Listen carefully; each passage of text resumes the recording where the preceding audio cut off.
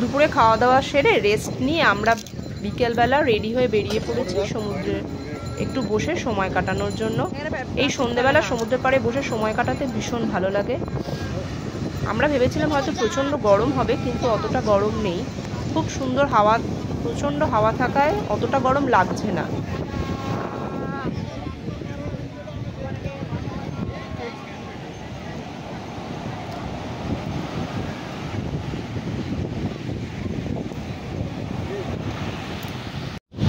কি এটা কফি? এই সাইডে রাখো না, পেছন দিকে রাখো।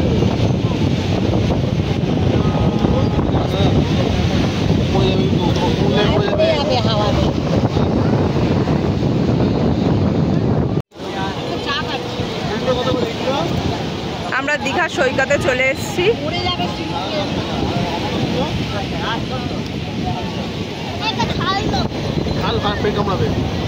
কি কিনছো? কি কিনছো? ওই ছোট ছোট পাপড় নাও না, এই ছোট ছোট পাপড় গুলো নাও না, ছোট ছোট গুলো, ওই যে কালারিং কালারিং ছোট ছোট গুলো।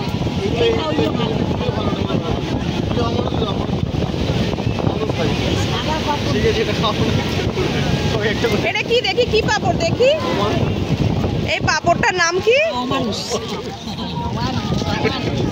এটা খেলে খেলে কি হবে? মানুষ হয়ে যাবে? না না, এটা খেলে কি হবে? মানুষ হয়ে যাবে? মানুষ না, স্লিপ খাবো না, বলো না, এটা খেলে কি হবে? মানুষ হয়ে যাবে? এখানে আবির দীঘার সমুদ্র সৈকতে আনন্দ করছে। এখন জোয়ারের সময়, তাই জন্য আমরা নামতে পারছি না, কিন্তু আনন্দটা কম হচ্ছে না।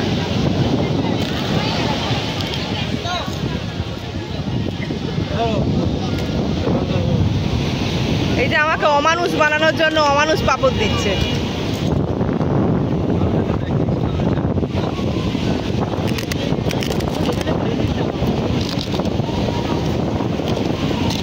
চায়ের কাপটা কেন ফেললে?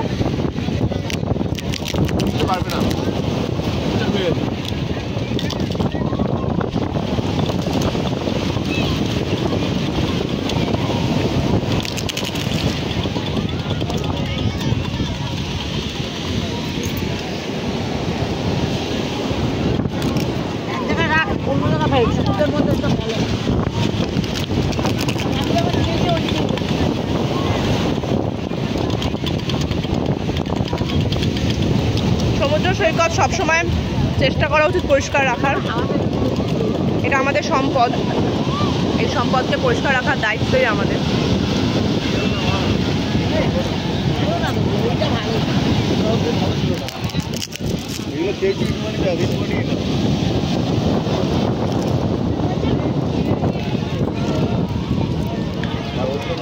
আনন্দ হচ্ছে ভালো, খুব ভালো। আজকে তো আসতে গিয়ে আমাদের জীবনটা বার হয়ে যাচ্ছিল ট্রেনের মধ্যে। যা এসে লাস্ট পর্যন্ত পৌঁছেছি দীঘায়, তারপর খেয়ে দিয়ে সমুদ্রের ধারে এসেছিলাম, এখন আবার এসেছি। খুব ভালো লাগছে অনেকদিন পরে। আর আমি এমনি ঘর থেকে বেরোলেই আমার শরীর খুব ভালো থাকে, ঘরেই যত অসুখ বিসুখ লেগেই থাকে। এরকম যদি প্রত্যেক মাসে একবার করে আসতে পারি খুব ভালো লাগে। জোরে বলতে ও যা তোমাদের কেমন লাগছে বলো সমুদ্রে এসে? আবির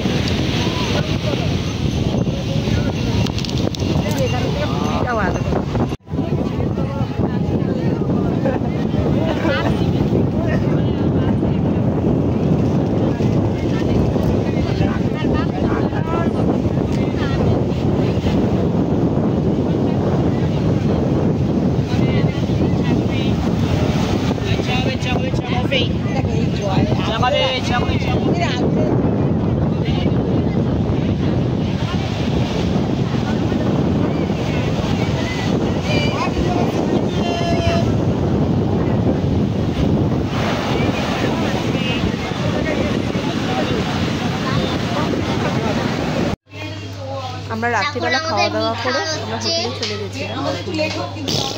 এখানে আবির তো বদমাইশি করেই যাচ্ছে। দেখা হবে আবার পরের দিন সকালে। টাটা।